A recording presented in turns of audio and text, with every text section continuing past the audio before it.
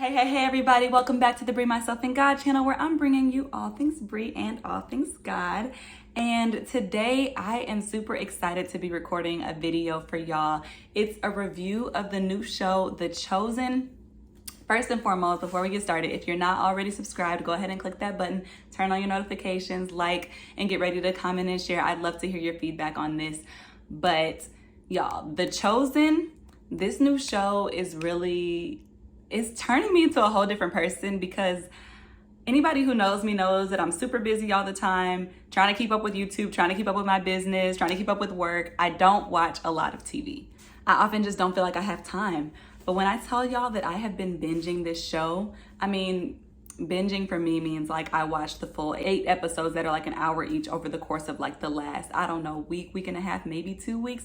But that's a lot for me, and it's because it is just so good. So today what I'm gonna do is I'm going to kind of give an overview of my impressions about the show and maybe why I think you should consider watching it. And then I'm gonna do like an episode by episode reaction to season 1, which was just so good. It was so good. I can't even. Maybe in the future I'll consider doing live reactions, like actually like recording while I'm really watching it, because if y'all saw me when I was really watching it, your girl was probably crying every episode. So there was a lot of emotions, but I'm gonna try to recap what really stood out to me. And I'll look forward to hearing if y'all have any feedback on how I can share this journey of The Chosen with y'all in the future. So without further ado, general reactions. Okay, one of the first questions that I feel like Christians often have when it comes to shows or movies that try to depict the Bible is it biblical? Is it 100% biblical? Does it 100% stick to the text?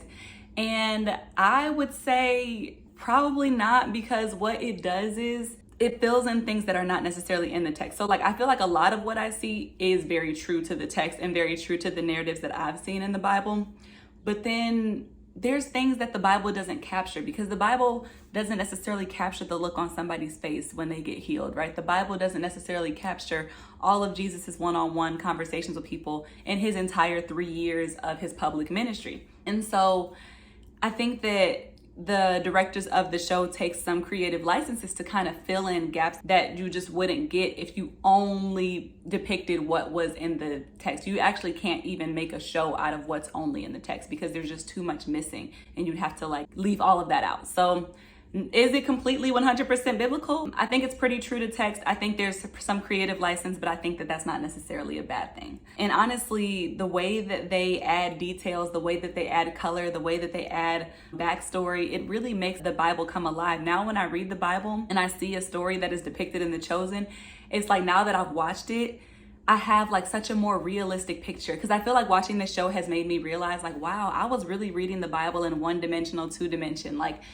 I wasn't really seeing the people in the Bible as full-blown people. Like, I was seeing Peter as just a disciple of Jesus. I wasn't thinking about the fact that he had a family. You know, I was seeing Mary Magdalene as just the woman that Jesus cast 7 demons out of, but I wasn't thinking about her history of trauma. And I'm kind of getting into like the content of the show now, but that's just because it just brings so much texture to everything that is in the Bible, that is in the gospel. So highly recommend on that point. And is the portrayal of Jesus biblical? I feel like there's often a lot of questions around, especially like the race of Jesus. You know, when I was posting around to different Christian groups asking people their opinions of it, one person commented and just said, I wish that they would have gone with a more biblical portrayal of Jesus. And I think that her perspective was that the true biblical portrayal of Jesus is that he's Black. And, you know, I think there's a lot of different opinions out about that. My opinion is that he definitely wasn't like white, like how he's portrayed in some of these pictures with like blonde hair and blue eyes. That's just not even realistic. He was Middle Eastern. Because he was Middle Eastern, I'm not positive if he was blackety black, like my Black, right? I think it's possible, but honestly, I feel like, this is kind of an aside, but I feel like anti-Blackness is so pervasive that if Jesus was like black, I don't even know if he would have been able to amass the following that he did, like for real. Like he was hated by some and loved by many, but I'm not even sure if he would have been able to get all the love. Like, anti-Blackness is real, y'all, but that's a whole different conversation. But you know, people feel like because the Bible says he had hair like wool and feet like brass, that he was Black. I'm not 100% convinced. And listen, I love Blackness and I love Jesus. And if Jesus was Black, that'd be awesome.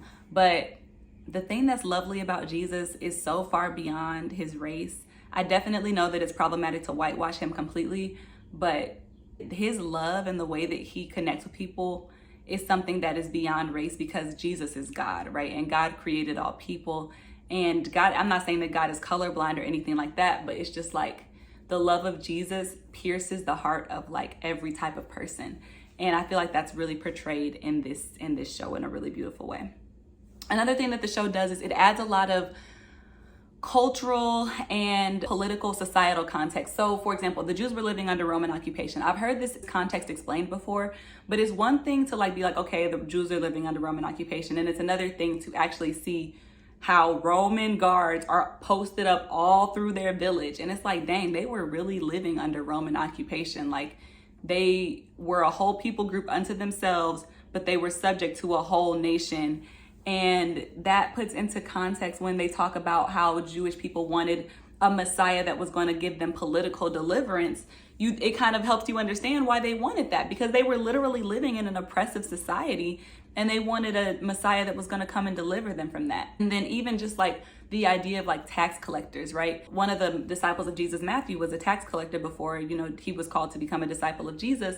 And I've heard it explained before that tax collectors were hated, but I think seeing the Roman guards and seeing the oppression that the Roman Empire represented, and then seeing how a tax collector is a Jewish person who is doing the dirty work of the Roman Empire by collecting taxes from the people and gouging them with taxes.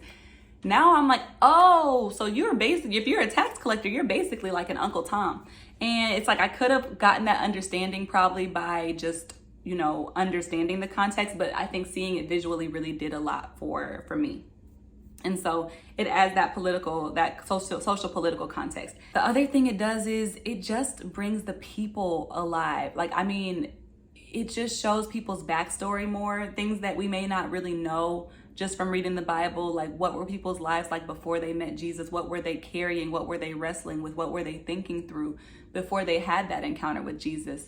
And it allows you to appreciate more what the encounter with Jesus means to them because of the way that their backstory is shown and given and brought to light in the show. Obviously in a fictional way, because we don't fully know their backstory. So some of it is based on the Bible, some of it is some creative license, but it's so powerful in what it does. What you see is then that encounter with Jesus, you see how his compassion, his love, the way that he interacts with them, how it's so transformative and how it has people doing things they would probably never think they would do, like getting ready to leave behind everything to follow him. I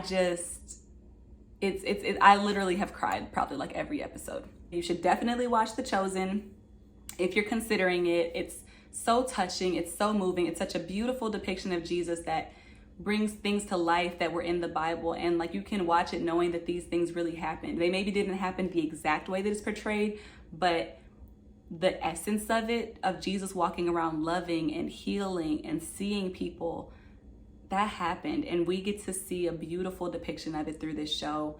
And if you know Jesus, this will give you a beautiful view of him. If you don't know Jesus, this will give you a beautiful view of him. And it will help you to understand a little bit more about why those of us who know and love him are so crazy about him. It's because of the way that he sees and knows and loves us. And so, highly recommend watching. And if you do watch, then I highly recommend that you come back here and tune in to part 2 of this video, where I'm gonna just react to all the episodes in season 1. All right, thanks so much for watching. Again, this is the Brie Myself and God channel, where I'm bringing you all things Brie and all things God, and I'll see you next time.